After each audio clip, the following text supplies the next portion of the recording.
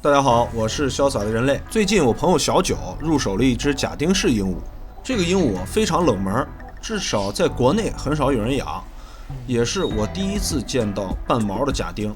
小九这个女孩子特别腼腆，她不好意思上镜，所以只能委屈大家多看看我这张大脸。大家也不用过于紧张，我尽量多让大家看鹦鹉的画面。假丁式鹦鹉是波斯菲勒斯属的一种，同属的鸟其实种类还蛮多的，像好望角鹦鹉、塞内加尔、红腹等等，都是比较少见的品种。这种来自非洲的鹦鹉都是比较安静的品种。假丁鹦鹉有3种分支：大假丁、黑翅假丁和橘冠假丁。成年之后，黑翅和橘冠冠顶的颜色也有差别，黑翅是红橘色，而橘冠是偏黄色。除此之外，2个分支的性格、智商、习性都没有差别，仅仅是外观上的不同。小九这只假丁名字叫末日根，是一只橘冠假丁，也叫小假丁，它的体型会比黑翅小一些。从30天开始养到现在，目前末日根只有80多天，大概体长在25厘米，体重在200克左右。而黑翅一般刚刚起毛，体重就能到250克左右。我们先来看一下小九是怎么布置饲养环境的。假丁它因为体型比较大嘛，网上一般来说是50×50的就够了，但是据我观察，它用50×50的笼子的时候，它的翅膀就是会刮到那个笼子的那个边沿，很容易把它的翅膀刮花，所以最好宽度50够了，但长度最好能再多一点。假丁鹦鹉它的体型比较笨重，就是它不像小太阳，它们爬那个笼树的那个笼子都比较轻松一点，而它的话就是不停地往下滑，还爬不了几步，所以建议养假丁鹦鹉的话都是用横网的那种笼子比较好。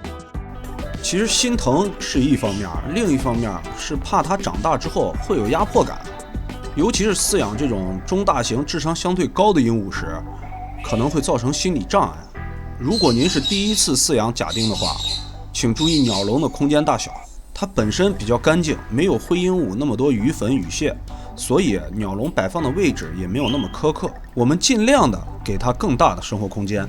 它平时爱叫吗？不爱叫，真的不爱叫。就算它只有在见不到你人，但它知道你在屋子里的时候，它才会叫，能听到它在叫，但听不清，就是声音量不是很大，而且叫的频率也比较低。但是如果是特别小的话，比如说你刚把它接回家30-40天这种，可能叫声比较巨大，而且特别喜欢叫，因为它起食嘛，就属于那种越大越安静吧。那你不是还养了一只塞内吗？那你觉得它和塞内比起来有什么明显的区别？就是我感觉比起塞内来说，就是对于假丁这几个月饲养下来，感觉它就像传闻中的一样，比较胆小慢热一点，这是它最大的特点。从30天开始奶到50天这个时间段，它都会因为声音呀或者风扇，它都会被吓到，就是缩到保险箱的那个角落里，以及不太和人互动，会让你有一种心凉凉的感觉是不是养不熟。到了60天了，这种情况就是已经好转了不少了，已经可以适应大部分那种比较平常的噪音。到现在为止，你只要不要突然发出很大的声音去吓它，它也不会被吓到。像我这只奶了2个月之后，从保暖箱站在手上都叫了好多天。塞内的话，我这只塞内被调教的比较好，包括我自己观察呀，以及听网上一些网友的分析，都是假丁会比塞内更胆小一些。不过实际上来说，对那种新鲜事物的接受度上，我倒是觉得假丁的胆子特别大。就像是塞内的话，见了新的玩具站杆，它会飞走，不愿意站，它不愿意尝试。而假丁，你只要把这种新的玩具啊、吃的呀，放它边上一放，它立刻就自己跑过去，在那块咬、啃，探索一下，就属于一个好奇心特别重的一种鸟。而且不过也可能是因为它正处于一个幼鸟阶段，特别爱探索的一个阶段。总体来说呢，假丁是一种胆小但是探索欲望十足的鹦鹉，在他认为安全的环境里会展示出大胆且活泼的一面。通常情况下，这种性格的鹦鹉都具有一定的破坏力。就是我觉得假丁是非常亲人的，而且非常适合做一个家庭的宠物鹦鹉。因为它的亲人，它不是像小太阳、像迷你或者凯克那样跟人非常的黏，见人就亲，人来疯嘛。假丁它就不是一种互动性特别强的品种。有人说它比较适合当观赏鸟。我在家里的时候，只要是我在屋子里，然后看到我之后，我只要发出一点声音，它就会立刻飞过来。它可以自己玩，但是我必须在它旁边。如果我不在它旁边的话，它会优先来找我，然后再开始自己玩。不太乐意上我的手，但是非常愿意跑过来找我就是了。那你觉得它有没有什么特别突出的优点？就比如说，模仿呀，讲话。讲话，他现在这么小，你让他讲话不太现实。但是我听他们是一种可以终身学语的鹦鹉，而且像我看一些视频啊什么的，那些就很乐意说话，以及就是又唱跟着音乐又唱又跳的。我觉得对于一个家庭来说，它应该算是一种比较外向的宠物鸟。然后像是在关于亲人这点的话，我觉得每个人对亲人的定义都不一样嘛。有的是觉得这个鹦鹉它必须跟我玩，就是必须有求必应。但是我对它的要求的话，就是一开始的时候我也是挺怀疑的。我就在想，为什么这个假丁鹦鹉，我叫它不理我，我想让它上我的手它也不愿意，然后就怀疑它是不是不亲人。当我把它当做一个独立的个体，而不是一个就是你想让它怎么样它就必须回应你的一个存在之后，我突然觉得它给我的惊喜更多了。比如说它第一次飞我手的时候，第一次认出我声音的时候，就因为这对一些鹦鹉其实来说是一种很基础的能力，像是小太阳你就不用训练，你只要一叫它肯定会来找你。像是假丁的话，就是第一次让它飞手的时候，它那天就突然拍打着翅膀摇摇晃晃的就飞过来落在我的手上。我靠，那个时候我有多开心。我还记得我马上就给你打电话了，说啊末日都会飞手了，然后那天它就死活又不飞了。对，我还没看到。这就是他的性格之一，就是他只做他想做的事情，他不会接受你的太多命令。对，我也在网上看到过假丁在这个模仿口哨呀，模仿一些手机铃声说话，人说话其实都挺不错的。对，但是这要看他的心情，就是你对他发指令，他肯定是不会去做的，就比较有个性。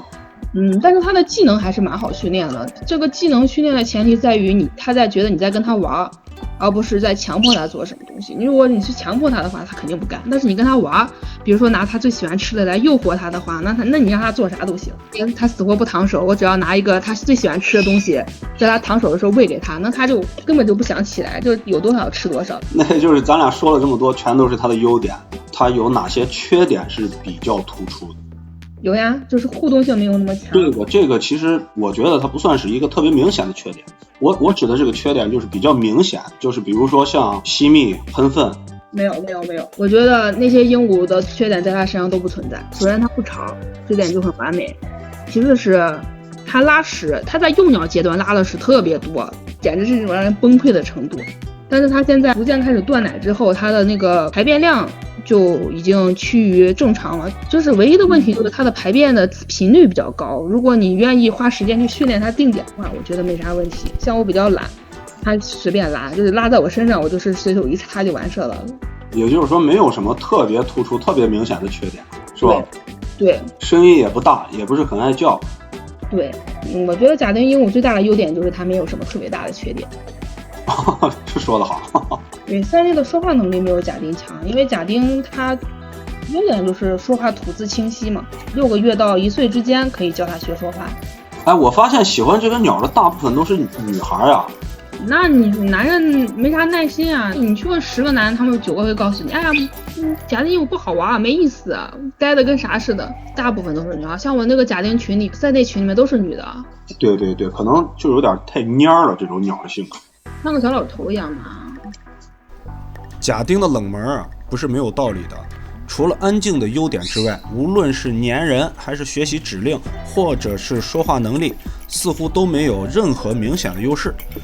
这里要说明，假丁是可以说话的，并且吐字清晰，也能学不少词汇，还能模仿各种声音，比如咳嗽声、哼歌的声音。但是像他的表亲塞内一样，他们更擅长模仿口哨、弹舌或者手机铃声，并不能像灰鹦鹉一样流利，或者像亚马逊一样大展歌喉。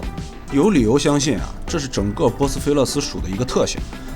也许有的特别温顺亲人或者陪伴的特别久的个体，可以做到让你随便蹂躏。总结一下，假丁是一种非常不错的鸟种，皮实好养活，贪吃，训练技能也没有那么难。